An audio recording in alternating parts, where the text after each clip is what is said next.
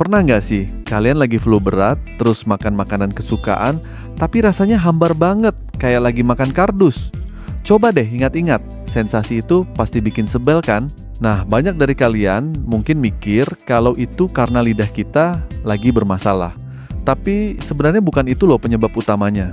Jadi, alasan sebenarnya kenapa makanan terasa hambar saat kita sakit flu itu ada kaitannya dengan hidung kalian, bukan lidah. Penjelasan sains di baliknya ternyata jauh lebih menarik dari yang kalian bayangkan. Yuk, saya jelasin biar kalian gak penasaran lagi. Saat kita flu, hidung kita biasanya mampet, penuh ingus, atau bahkan rasanya kering dan perih. Kondisi ini secara langsung mempengaruhi indera penciuman kita. Padahal, 80% dari apa yang kita sebut sebagai rasa itu sebenarnya berasal dari indera penciuman, bukan cuma dari lidah. Lidah kita cuma bisa mendeteksi 5 rasa dasar: manis, asin, asam, pahit, dan umami. Sisanya seperti rasa stroberi yang segar atau gurihnya ayam goreng, itu semua adalah perpaduan antara rasa di lidah dan aroma yang dicium oleh hidung. Jadi, saat hidung kita mampet, sinyal aroma dari makanan itu nggak bisa sampai ke otak. Akibatnya, otak kita cuma menerima sinyal dari lidah yang cuma bisa bilang, ini manis atau ini asin, tapi nggak bisa mendeskripsikan secara lengkap rasa makanan itu. Prosesnya begini, ketika kita mengunyah makanan, molekul-molekul aroma dari makanan itu dilepaskan dan bergerak ke bagian belakang tenggorokan, lalu naik ke rongga hidung.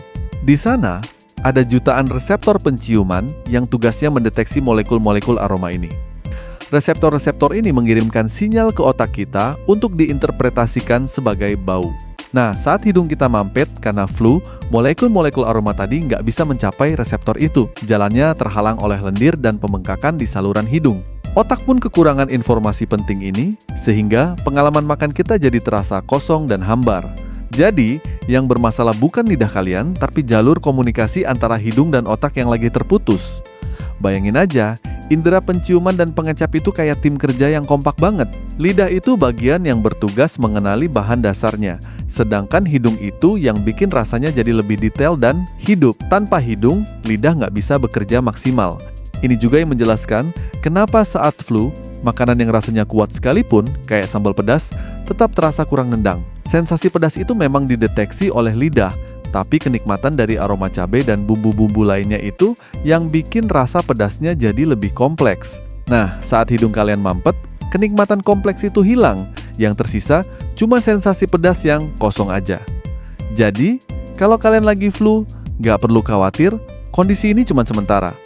Begitu flu kalian sembuh dan hidung kembali normal, indera penciuman kalian akan kembali berfungsi seperti semula. Makanan favorit kalian juga akan terasa nikmat lagi. Tapi, ini juga jadi pengingat buat kita semua betapa pentingnya indera penciuman ini dalam kehidupan sehari-hari, bahkan untuk hal sesederhana menikmati makanan. Jadi, lain kali kalian makan, coba deh hargai setiap aroma yang kalian hirup. Itu semua bagian dari pengalaman rasa yang utuh. Ada beberapa tips yang bisa kalian coba saat flu biar makanan tetap bisa dinikmati sedikit. Kalian bisa coba makan makanan yang punya tekstur kuat seperti buah-buahan renyah atau sayuran yang dimasak al dente. Tekstur bisa memberikan sensasi lain selain rasa yang hilang. Selain itu, kalian juga bisa coba makan makanan yang punya rasa dasar yang kuat seperti yang asam atau pedas. Karena rasa-rasa ini lebih mudah dideteksi oleh lidah. Walaupun aromanya nggak kecium, setidaknya ada sensasi rasa yang bisa kalian nikmati. Tapi yang paling penting sih, tetap istirahat yang cukup biar cepat sembuh. Nah, ternyata bukan karena lidah kita yang error, melainkan karena hidung kita yang lagi nggak bisa diajak kerja sama. Jadi, lain kali kalau kalian flu dan makanan terasa hambar, itu cuma sementara dan itu semua adalah bagian dari cara tubuh kita merespons virus flu. Kalian punya pengalaman serupa atau mau nanya hal lain? Jangan ragu buat like, komen, dan subscribe ya. Sampai jumpa di video selanjutnya.